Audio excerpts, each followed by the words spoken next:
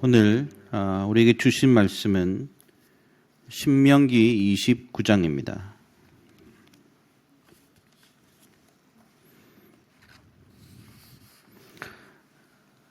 신명기 29장, 제가 가진 구약 성경은 307페이지입니다. 신명기 29장 1절부터 13절까지의 말씀을 교독을 하도록 하겠습니다. 찾으셨으면 제가 먼저 읽도록 하겠습니다. 호렙에서 이스라엘 자손과 세우신 언약 외에 여호와께서 모세에게 명령하여 모압 땅에서 그들과 세우신 언약의 말씀은 이러하니라.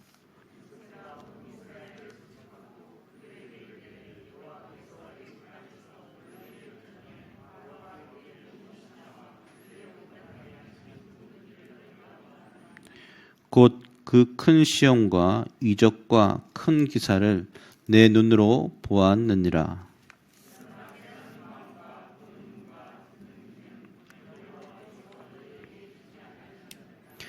주께서 40년 동안 너희를 광야에서 인도하게 하셨거니와 너희 몸의 옷이 낡아지지 아니하였고 너희 발의 신이 헤어지지 아니하였으며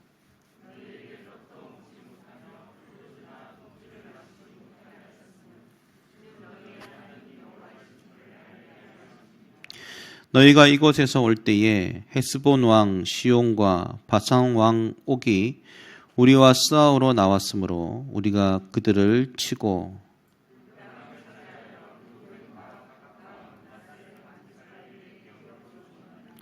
그런즉 너희는 이 언약의 말씀을 지켜 행하라.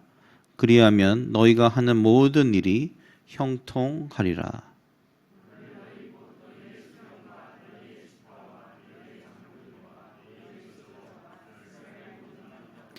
너희의 유아들과 너희의 아내와 및 내 진중에 있는 객과 너를 위하여 나무를 패는 자로부터 물 깃는 자까지 다 너희의 하나님 여호와 앞에 서 있는 것은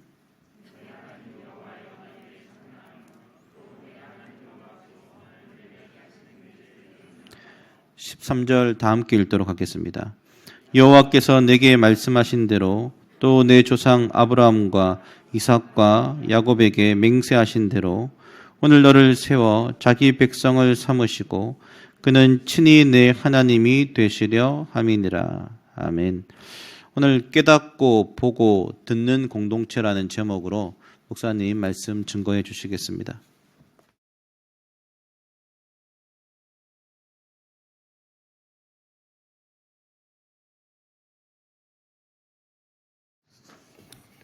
여러분 잘 오셨습니다. 잠 오는 거 아니죠? 이렇게 몸을 조금 옆으로 흔드시길 바랍니다. 이 시간에 또 졸릴 수도 있기 때문에 영상으로 예배드리고 있는 우리 지체들도 동일한 하나님의 은혜가 있기를 원합니다. 생각해 보면 작년 이맘때는 코로나로 저희들이 모이지 않았었거든요. 그래서 22년도가 되면 어떻게 할까 생각하던 정도였는데 시간이 이렇게 지나서 저희들이 자연스럽게 예배하게 되어지고 성구영신 예배를 같이 들을 수 있게 된 것이 너무 감사합니다. 특별히 1년 동안 저희 교회에서 했었던 영상을 보면서 하나님께서 우리 가운데 이 일들을 하셨구나. 그리고 우리 사역지원부가 이제 성구영신 예배가 되어지면 기도를 하는데요. 기도의 수많은 지평들을 보면서 우리가 넓고 깊은, 저는 그것을 하나님의 기도라고 생각하는데 우리가 기도할 수 있게 되었구나 감사한 마음이 있습니다.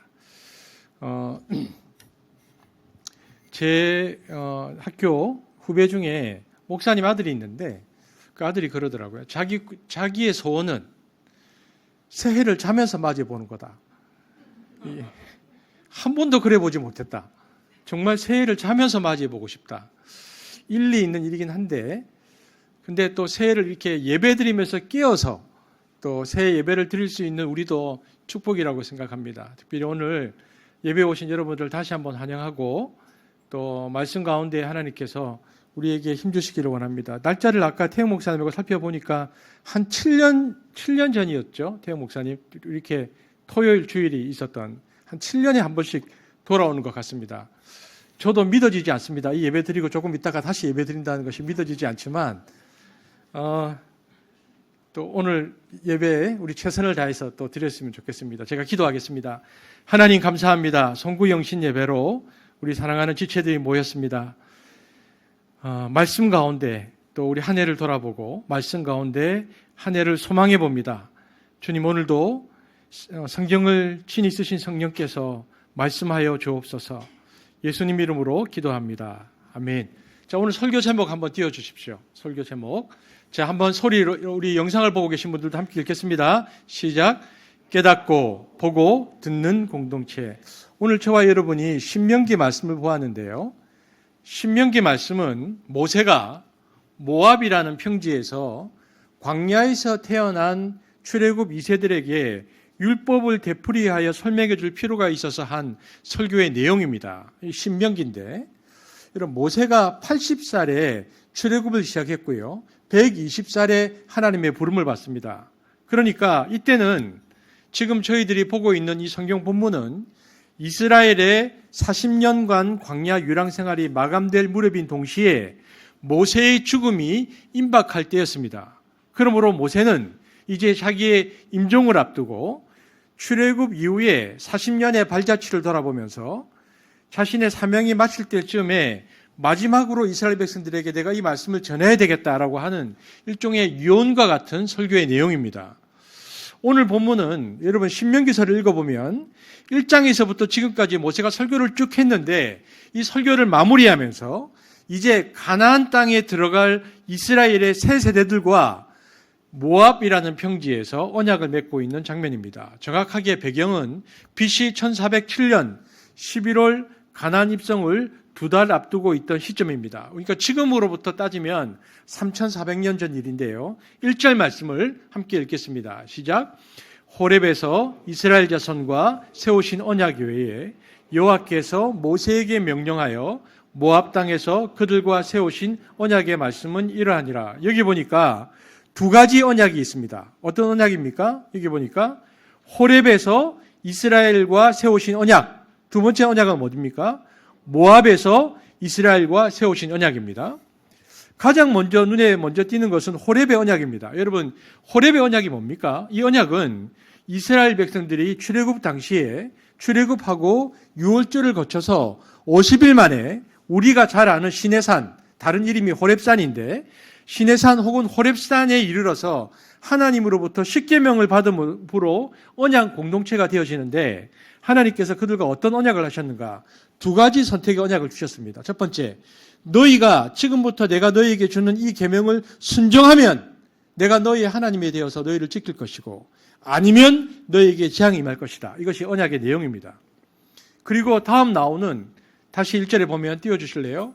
모압 평지 언약이라는 것은 이 호렙산에서 하나님과 이스라엘이 맺었던 그 언약과 별개의 것이 아닙니다. 다만 지금 이 모압 평지에서 있는 사람들은 호렙산 언약을 맺고 있을 당시에는 20살 이하의 사람들이거나 출생하지 않았던 사람들입니다. 그래서 이들은 새로운 세대였기 때문에 호렙산 언약을 잘 모르거나 혹은 그 언약의 중요성을 크게 인식하지 못하는 사람들이었기 때문에 그들에게 그 언약을 새롭게 환기시키고 재확인시키는 역할을 하는 언약이었습니다.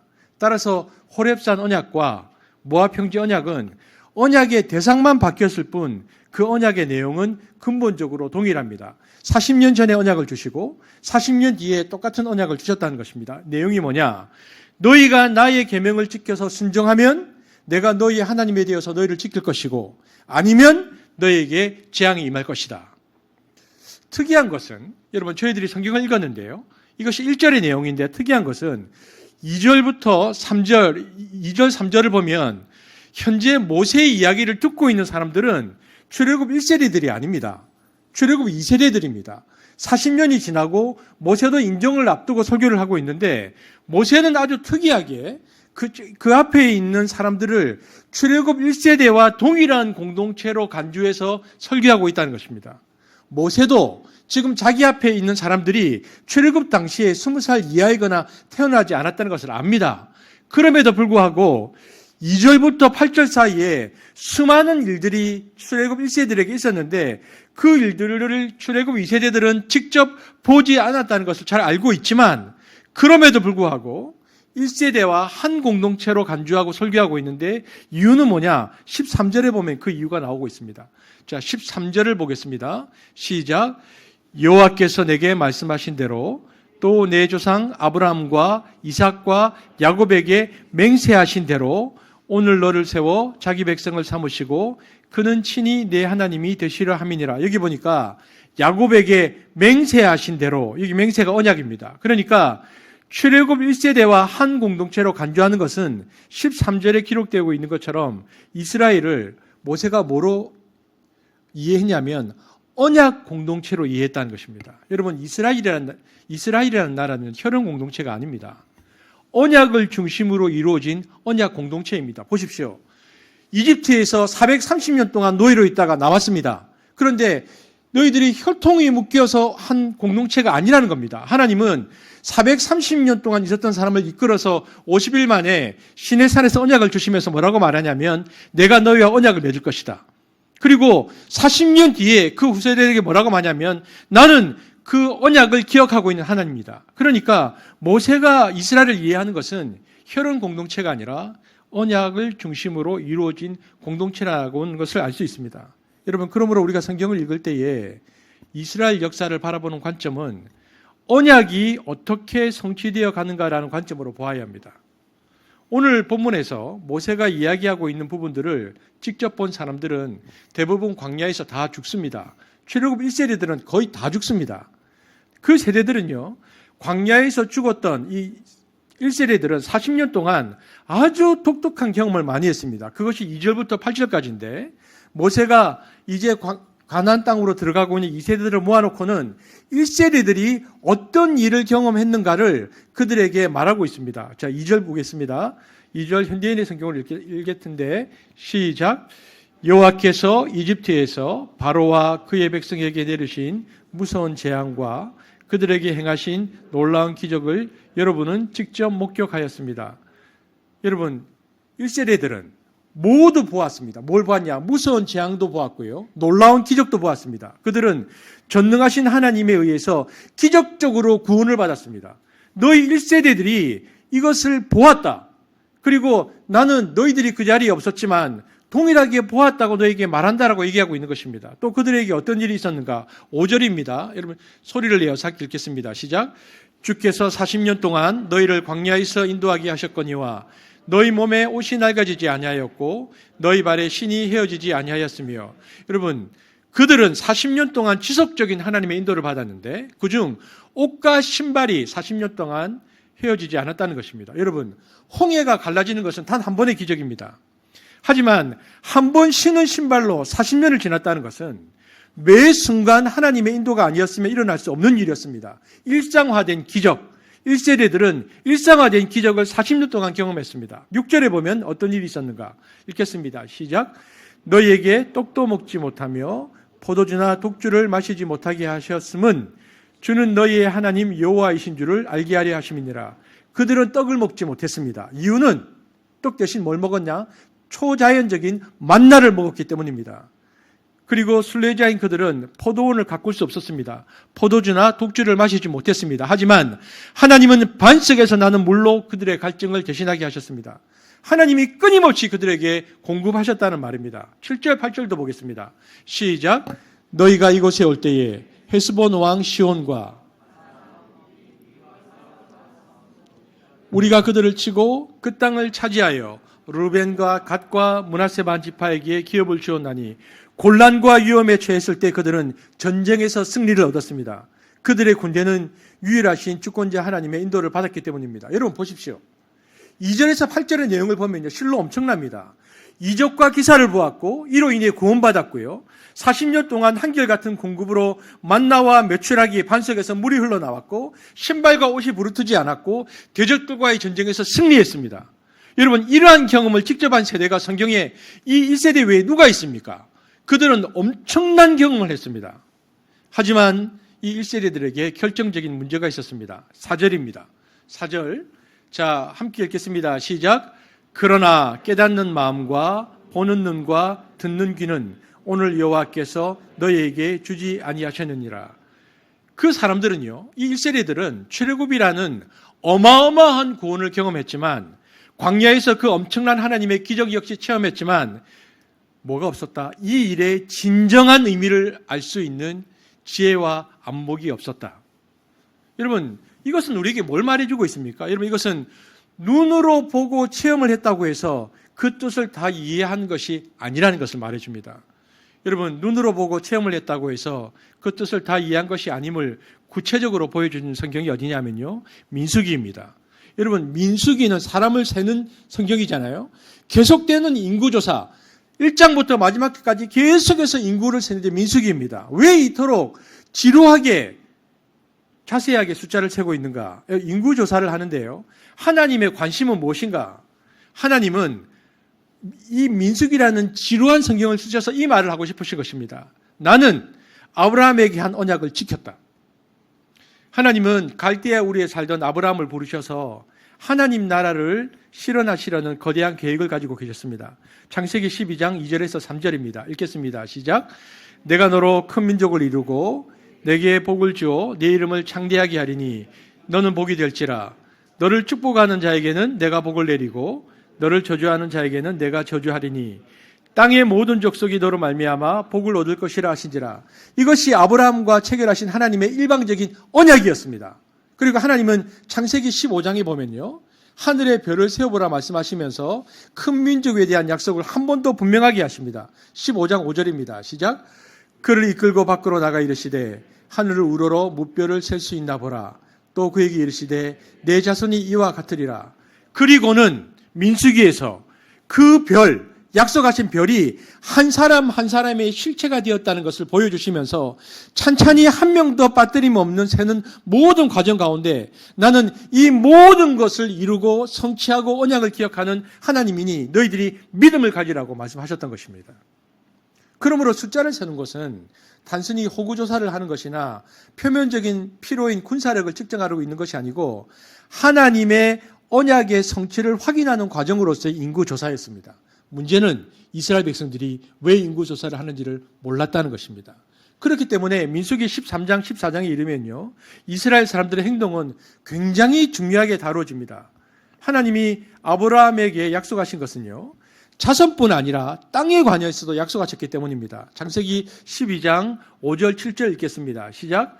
아브라함이 그의 아내 사레와 조카 롯과 하란에서 모은 모든 소유와 얻은 사람들을 이끌고 가나안 땅으로 가려고 떠나서 마침내 가나안 땅에 들어갔더라. 여호와께서 아브라함에게 나타나 이르시되 내가 이 땅을 내 자손에게 주리라 하신지라. 뭐라고 말씀하셨습니까? 내가 너에게 자손을 하늘의 별처럼 주겠다라고 말씀하시거든요. 이들을 이끌고 가나안 땅으로 데려가셨습니다. 민수기에서 인구조사가 맞춰진 이후에 가나안 정탐이 나오는 이유입니다. 하나님은 창세기에서 별처럼 수많은 자손을 약속하셨다. 인구를 세게 하시고요. 가나안 땅으로 이끄셨다. 그래서 가나안을 정탐하게 하십니다. 자손에 대한 약속의 성취 이후에 이제 하나님은 땅에 대한 약속도 성취하려고 하시는 것입니다. 이처럼 민수기서는 하나님 나라의 성취를 향한 여정을 자세히 그리고 있습니다. 민수기 13장 25절에서 14장 10절을 보면 12정탐꾼 중에 들어가는데, 그 땅에 들어가는데 여호수아와 갈렙 외에는 가나안에 대한 부정적인 평가를 내립니다. 그리고 백성들은 모세와 하나님을 원망합니다. 우리는 이런 질문을 해볼 수 있습니다. 그들의 이러한 행동이 과연 1세대 전체가 광야에서 싹 다 죽을 만큼의 중요한 일이었는가? 아니, 원망 좀 했다고 해서 어떻게 1세대들을 40년 동안 광야에서 다 죽일 수 있는가? 그렇습니다. 이스라엘이 가나안 땅 정탐 이후에 낙심에 빠져서 가나안으로 들어가기를 거부한 사건은 일상적인 상식으로 모두가 죽을 만큼의 가혹한 잘못이 아닌 것처럼 보입니다. 하지만 그들의 행동의 진짜 의미는 하나님께서 가장 중요하게 여기시는 하나님 나라 자체를 포기하는 것이고요.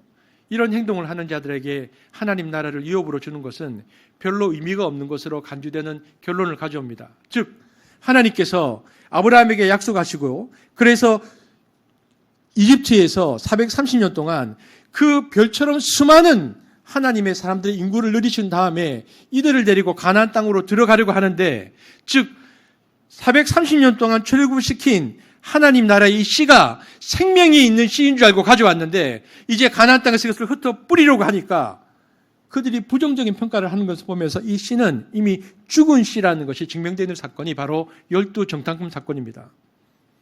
그러므로 그들은 단순히 원망한 것이 아니었습니다. 하나님의 가장 심각한 저주인 그 세대 전체가 망하는 저주를 받는데 하나님께서 판단하시기를 이 죽은 씨를 가지고는 하나님 나라의 건설이 불가능하다고 판단하셨기 때문입니다.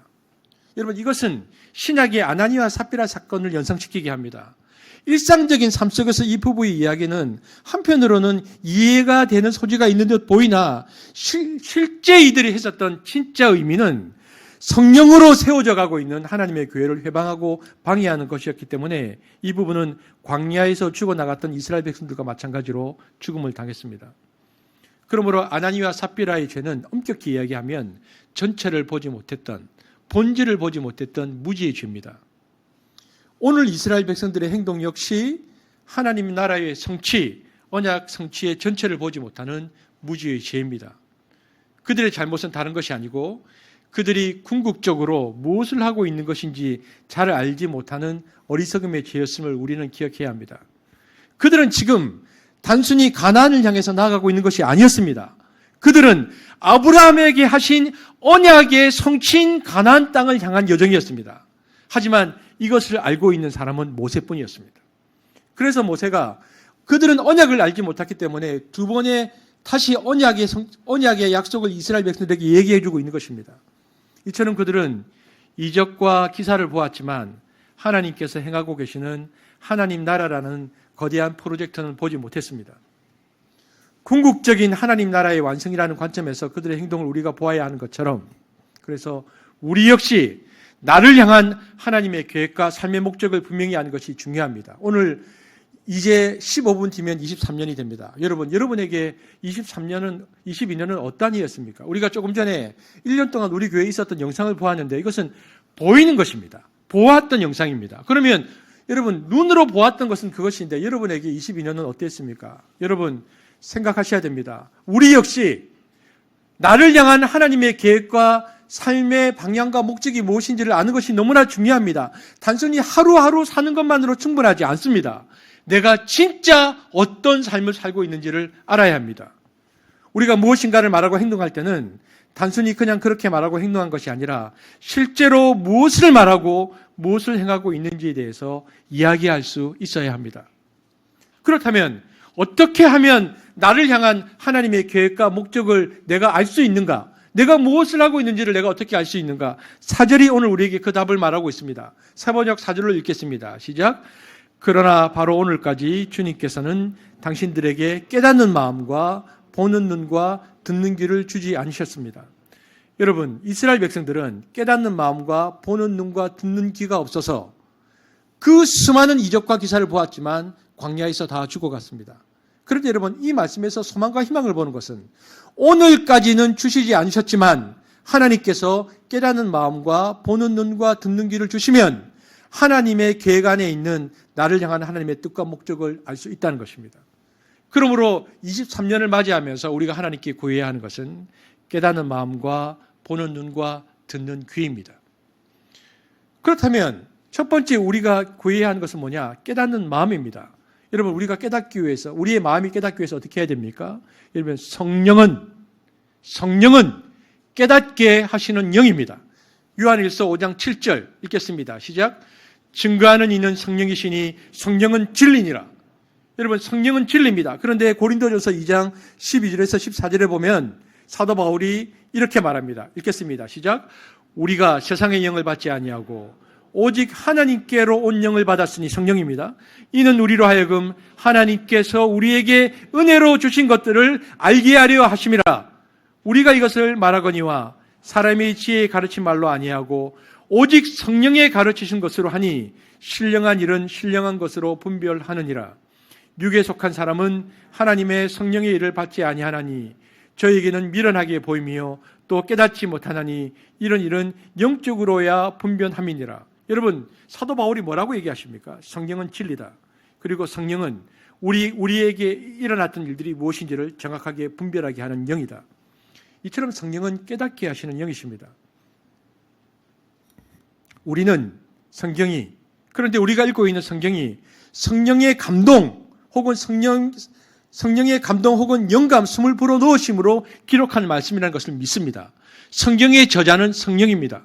그러므로 깨닫는 마음을 가지기 위하여 가장 먼저 우리가 해야 될 것은 성경을 읽는 것입니다. 제가 지금부터는 세 가지의 적용을 할 것인데 먼저 우리가 뭘 해야 하는가? 깨닫는 마음을 갖기 위해서는 성경을 읽어야 합니다. 알기 위해서는 읽어야 합니다. 왜냐하면 성경의 저자는 성령이기 때문에 그렇습니다. 여러분, 코로나 기간 동안에 한수분 구약, 신약 2번 통독의 시간을 가졌습니다. 저는 너무 감사했습니다. 성경을 처음부터 끝까지 한 번 정도 통독해 보기를 바랍니다. 그리고 늘 성령의 감동으로 깨달을 수 있도록 겸손히 구해야 합니다.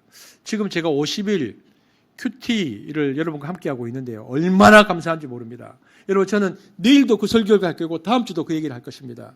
이제는 50일 성경 큐티에 모두가 동참하기를 원합니다. 왜냐하면 이제 저희 교회는 지금 새벽 예배를 드리지 않습니다. 여러분, 우리 교회에서 새벽 예배를 딱 드려보니까요. 새벽 예배를 3명에서 5분 오십니다. 3명에서 5분이 오시는데 그분들 너무 귀하신 분인데 그 중에서 또 한 2분은 다른 교회 분이세요. 그럼 태호 목사님하고 저하고 2명이 나와 있는 거예요. 그런데 물리적으로 거리에 멀리 있는 우리 성도들도 많이 계시고 그리고 새벽에 일찍 출근해서 못 오신 분도 많이 계시거든요. 생각을 한 거죠. 코로나 기간 동안. 그리고는 50일 큐티를 하면서 처음 시작하면서부터 그 생각을 했습니다. 이 큐티가 정착이 되면 이것이 우리의 새벽 예배가 되게 한다. 그래서 성도들이 어디에 계시는 간에 말씀으로 읽고 또 말씀을 함께 묵상하는 시간을 가지려고 한다. 지금 보니까 50일 하나님의 나라 큐티를 하는데 눈으로 읽고 계시는 분이 25명에서 30명 정도 되십니다. 그리고 직접 뭔가를 기록하시는 분이 15명에서 20명 정도 되세요. 저는 이제 우리 정재영 원사님 여기 계시고 이군수 집사님 계신데 2분 때문에 제가 한 번씩 많이 웃습니다. 왜냐하면 2분은 큐티가 이렇게 이제 우리가 하루 지나면 그 다음 하는데 2분은 끝까지 하십니다. 그래서 한 일주일 지난 것들이 계속 올라옵니다. 2분 끝까지 하시는데 너무 좋습니다. 여러분, 우리가 이 본문 말씀으로 한 가지 결심하고 싶은 것이 있습니다. 제가 송구 영신 예배 때 제가 재작년 코로나 때 영상으로 예배 드릴 때는 우리가 선한 사마리아 프로젝트를 하겠다라고 말씀드리고 실천하라고 말씀드렸는데 이제 우리가 깨닫는 마음을 가지고 해서 먼저 무엇을 해야 하는가? 저는 성도들이 하나님 나라 큐티에 함께 동참하기를 축복해 봅니다. 2번째, 보는 눈이 필요합니다. 그럼 어떻게 하면 우리가 내 삶 속에 일하고 계시는 하나님을 볼 수 있을까? 감사입니다. 시편 105편은 대표적인 찬양시인데요. 시편 105편 1절에서 4절 한번 같이 읽어보겠습니다. 시작. 여호와께 감사하고 그의 이름을 불러 아뢰며 그가 하는 일을 만민 중에 알게 할지어다. 그에게 노래하며 그를 찬양하며 그의 모든 기이한 일을 말할지어다. 그의 거룩한 이름을 자랑하라. 여호와를 구하는 자들은 마음이 즐거울지로다. 여호와와 그의 능력을 구할지어다. 그의 얼굴을 항상 구할지어다. 여러분, 찬양의 많은 표현, 시편 105편이 대표적인 찬양시인데 찬양의 많은 표현 중에 1절에 감사라는 단어가 대표성을 띠고 있습니다. 이유는 감사는 하나님께서 내 삶 속에 행하시는 것들을 드러내며 고백하는 찬양의 문과 같기 때문에 그렇습니다. 여러분, 감사라는 것은요, 굉장히 소중한 가치를 가진 단어입니다. 우리가 우리의 삶의 현장에서 감사했다 이렇게 말하는 것은요, 하나님의 살아계심을 고백하는 시간입니다. 엄청나게 중요한 시간이죠. 감사는 우리에게 일어난 일들이 우연히 일어나는 것이 아니고 하나님의 섭리 가운데 이루어진 것입니다라고 고백하는 것입니다. 감사는 우리의 하루하루의 삶 속에 눈동자처럼 우리를 보호하고 사랑으로 감싸주시는 하나님의 은혜를 만나는 시간입니다. 그러므로 어떻게 하면 감사의 훈련을 통해서 하나님이 하신 일들을 매번 고백할 수 있을까? 여러분, 감사의 다른 이름은 기도응답입니다. 기도응답에 대한 나의 고백은 하나님께서 내 삶 속에 행하신 것들을 내가 보아서 그것에 대해서 감사하는 행위죠. 여러분, 우리가 무언가를 보는 것을 훈련되어져야 되는데요. 어느 날 결심했다고 보여지는 것이 아닙니다. 여러분, 저를 기준으로 여기 보면 이제 기도 응답 나무가 있죠. 23년도부터는 다시 하나님께서 내 삶 속에 행하시는 일들을 보는 훈련을 하려고 합니다. 그래서 한 달에 한 번, 다시 한 달에 한 번입니다. 우리가 예배 마치고 그 자리에서 감사 나뭇잎을 가지고 와서 이번 한 달 동안 하나님께서 나에게 하셨던 일들이 무엇인가를 기록해보고 나뭇잎을 붙이면서 눈으로 하나님께서 내 삶 속에 하시는 일들을 보는 훈련을 하려고 합니다. 그래서 큐티를 하는 것, 매일, 그리고 한 달에 한 번 감사의 나뭇잎을 붙이면서 하나님께서 내 삶 속에 행하신 일들을 눈으로 보는 훈련을 하려고 합니다. 세 번째는 듣는 귀입니다. 여러분, 어떻게 하면 내 삶 속에 일하고 계시는 하나님의 음성을 들을 수 있을까요? 기도죠. 여러분, 신앙생활에 있어서 가장 중요한 첫 단계는 뭐냐면 잘 듣는 것입니다. 히브리서 기자는 그리스도인이 책임성 있게 듣는 일에 대하여 말한 바가 있습니다. 히브리서 2장 1절 읽겠습니다. 시작. 그러므로 우리는 들은 것에 더욱 유념함으로 우리가 흘러 떠내려가지 않도록 함이 마땅하니라. 여러분, 잘 듣는 일은 기독교인이 지녀야 할 가장 중요한 덕목들 가운데 하나입니다. 경청입니다. 그러므로 매일 아침 우리에게 필요한 기도는 들음의 기도입니다. 여러분, 기도는 들음에서 시작합니다. 자기의 바램만을 하나님께 아뢰는 자는 하나님 말씀을 들을 수 없고 들을 수 없기에 기도할 수 없습니다. 자기의 소리를 침묵시키고 귀를 기울이는 자만이 하나님의 음성을 들을 수 있습니다. 그러므로 기도는 입으로 하는 것이 아니라 귀로 하는 것입니다. 듣는 자만이 참으로 기도합니다. 제가 큐티를 강조한 이유가 여기에 있습니다. 큐티를 통해서 먼저 나에게 말씀하시는 하나님의 음성을 듣고 그게 먼저여야 합니다. 나의 욕망의 모든 소리를 잠재우고 딱 앉자마자 불도저처럼 확 내가 하고 싶은 그 얘기를 쭉 쏟아내는 것이 아니고 먼저 큐티를 통해서 나에게 말씀하신 하나님의 음성을 듣고 그 깨달음을 큐티를 한 다음 그 깨달음을 2023년도에는 30초의 기도로 바꿔보기를 바랍니다. 그래서 큐티한 다음 그 큐티의 내용을 30초의 기도로 한번 바꿔보십시오. 들음의 기도입니다. 저는 듣는 기도와 더불어서 23년도에 한 가지 우리가 집중해야 하는 함께 하고 싶은 기도가 있습니다. 여러분, 지금 우리가 11개 이상 말씀을 보고 있는데 엘리사가 수넴 여인의 아이에게 어떻게 기도했다고 했죠? 동일시 기도. 기억납니까? 아이에게 엎드려서. 엘리야도 그 기도를 했는데요. 우리는 수넴 여인의 아이를 살리기 위해서 엘리사가 어떤 행동을 했는지를 살펴보았습니다. 우리가 지금 중보기도를 하잖아요, 교회에서. 중보기도의 가장 중요한 의미가 무엇이냐? 그것은 기도하는 가운데 하나님이 원하시는 것이 이루어지느냐 그렇지 않느냐가 중요한 것이 아니고 중보기도를 통해서 그러니까 내가 원하는 것이 이루어지느냐 아니냐가 중요한 것이 아니고 중보기도를 통해서 그 고통당하는 사람들과 내가 동일시 되느냐 안 되느냐의 문제입니다. 이것이 하나님이 요구하시는 기도의 목표죠. 우리가 은성이와 예양이를 위해서 22년도에 함께 기도할 수 있었습니다. 여러분, 병이 낫고 안 낫고를 떠나서 기도를 통해서 배워지는 것이 있습니다. 그것은 고통받는 사람과 내가 동일시 되는 것입니다. 그의 아픔이 나의 아픔이 되고 그의 슬픔이 나의 슬픔이 되고 하나님께 기도할 때에 그 아이의 심령으로 그 부모의 심령으로 하나님 앞에 서 있는 중보 기도가 그 공동체를 살립니다. 하나님께서 원하시는 것입니다. 중보 기도는 우리에게 기도하는 그 사람과 우리가 함께 고통 가운데 사랑의 연대가 형성된다는 것을 고백하는 것입니다. 이것이 하나님께서 원하시는 것입니다. 지금 저희 교회 중보기도 밴드가 있는 것이 너무 감사한데요. 중보기도 밴드를 통한 기도뿐 아니라 저희 교회는 한 달에 한 번 금요 기도회가 있습니다. 금요 기도를 시작하고 나서 금요 기도회에 15명에서 20명 정도의 성도분이 오셔서 기도하십니다. 저는 그 시간 너무 좋습니다. 왜 좋으냐? 첫 번째, 밤에 기도하는 독특한 정서가 있습니다. 두 번째는 그 금요교회를 강제로 누구를 오라고 한 것이 아니기 때문에 정말 기도하기 원하는 분들이 오셔서 짧지만 눈물의 기도를 보았습니다. 짧지만 눈물의 기도를 보았습니다. 그것이 너무 좋습니다. 세 번째는 그 금요 기도가 있었기 때문에 우리가 어떤 한 가정을 두고 집중적으로 함께 기도할 수 있었습니다. 금요 기도회인데요. 저는 2023년도에는 한 달에 한 번 있는 금요 기도회에 모여서 함께 기도하기를 원합니다. 이제 5일 뒤면 그 금요 기도를 합니다. 첫 번째 금요 기도회. 우리가 함께 모여서 금요 기도를 하기를 원하는데 여러분 보십시오. 첫 번째 뭡니까? 매일 큐티하자. 매일 큐티하자. 두 번째, 한 달에 한 번 감사 나뭇잎을 써서 우리가 하나님께서 우리 일과 우리 삶 가운데 행하셨던 일들을 우리 눈으로 보자. 그리고 세 번째는 하나님의 음성을 듣고 들으면서 큐티를 30초 기도로 바꾸고 뿐만 아니라 더 확장시켜서 한 달에 한 번 있는 금요 기도에 우리가 함께하자. 지금 작년 8월 달에 시작한 대신방이 지금 계속 진행되고 있습니다. 1월 달이나 2월 달 돼야 마칠 것 같습니다. 모르시는 분이 보면 저희 교회는 대형 교회인 줄 알 겁니다. 한 1000명쯤 나오는 교회인가? 신방을 5개월째 하고 있는데 아직도 마쳐지지 않았으니까. 지금 7년 만에 하는 대신방이 진행 중입니다.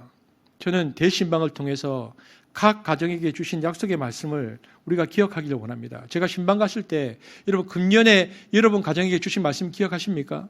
그리고 6년 전에 주셨던 말씀 기억하십니까? 저는 알고 있습니다. 제가 이번에 장서경제 가정에 갔을 때 장서경제가 저에게 사진을 하나 딱 꺼내주셨는데 6년 전에 신방했을 때 신방했었던 사진과 그 뒤에 말씀 구절을 적어서 다 코팅해서 나눠드렸는데 여러분 혹시 기억하는지 모르겠습니다. 흔적도 없이 기억 못하실 수도 있는데 장성기가 그걸 딱 꺼내시더라. 6년 전에 목사님 오셔서 이 말씀을 주셨고 우리가 찍은 사진입니다. 여러분 중요합니다. 왜냐하면 언약이거든요. 여러분 제가 각 가정의 말씀을 전할 때 성경 펼쳐놓고 그냥 가지 않았습니다. 제가 말씀드렸지만 무섭게 무릎 꿇고 기도했습니다. 정말 그 가정을 향해서 기도했고 그 가정을 향한 말씀을 받아내기 위해서 몸부림쳤고 그 말씀을 가지고 갔습니다. 금년도 마찬가지입니다. 저는 제가 비록 전달자이긴 하지만 그 말씀이 그 가정을 향한 약속의 말씀이라고 믿고 전했습니다. 그러면 여러분 그 언약의 말씀을 붙들고 지금 그 언약의 말씀이 어디쯤 성취되고 있는지를 보아야 되는데 무엇으로 보아야 하는가? 말씀과 감사와 기도를 통해 알아야 한다는 것입니다. 그래서 여러분 큐티와 그리고 감사 나뭇잎과 듣는 기도를 통해서 하나님께서 우리 가정에 주셨던 언약이 어디쯤 성취되는지를 알아야 약속의 땅 가나안에 가는 것입니다. 여러분 안정감을 주는 분들이 있습니다. 저는 우리 교회 성도분들 오늘 여기 오신 분들에도 저에게 주는 감동이 있는데요.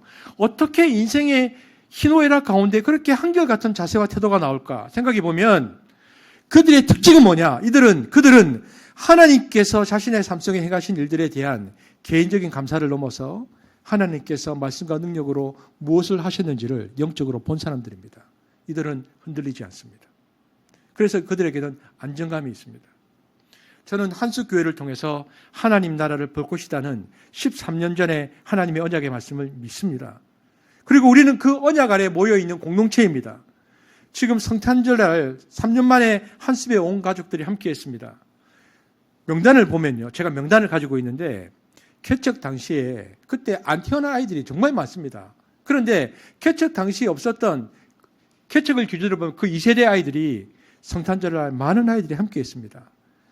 그러나 저는 믿기는 처음 개척했을 당시와 마찬가지로 한숲을 향한 하나님의 동일한 언약이 그 2세대에게도 동일하게 적용되고 흘러간다고 믿습니다. 여러분 그렇다면 우리는 그들과 우리가 어떻게 함께 하나님 나라를 보겠습니까? 하나님의 나라는 하나님의 사람에 의해서 시작되어지고 하나님의 사람들의 네트워크를 통해서 확장되어지는데 하나님의 뜻이 하나님의 사람들을 세워가도록 지나가시게 하는 사역을 우리는 계속할 것인데 어떻게 하나님의 뜻이 우리 공동체를 통해서 지나가고 계시는 것을 알 수 있는가? 말씀과 감사와 기도입니다. 큐티와 그리고 하나님께서 내 기도에 응답하셨던 기도 응답과 그리고 큐티를 30초의 기도로 바꿔서 기도하는 것과 그리고 공동체가 함께 기도하는 걸 통해서 하나님의 뜻이 우리 공동체를 통하여 지나가고 있다는 것을 우리는 보게 될 것입니다. 이제 말씀을 맺으면서 우리는 성령께서 한숨을 통해 하실 일들을 말씀과 감사와 기도를 통해 깨닫고 보고 듣는 공동체가 될 것입니다. 같은 시간을 지나왔지만 이 시간이 무엇을 의미하는지 분명히 알고 보고 느끼게 되는 것은 은혜입니다. 이제 새해가 됐습니다. 오늘 아침 우리 공동체에 이 은혜가 있기를 주의 이름으로 축복합니다. 기도하겠습니다. 하나님, 22년도와 23년도를 지나면서 우리 공동체가 1세대와 2세대들이 함께 하나님께 고백하며 소망합니다. 하나님, 말씀과 감사와 기도를 통해 큐티와 그리고 기도 응답과 그리고 큐티를 통한 깨달음의 30초의 기도와 그리고 한 달에 한 번 모여있는 공동체의 중보기도를 통해서 하나님께서 언약을 어떻게 성취하시고 그리고 주께서 어떤 일을 통해서 지나가고 계시는지를 보고 깨닫고 듣는 공동체가 될 수 있도록 축복하여 주옵소서. 그런 가정이 될 수 있도록 인도하여 주옵소서. 감사를 드리며 예수님 이름으로 기도합니다. 아멘.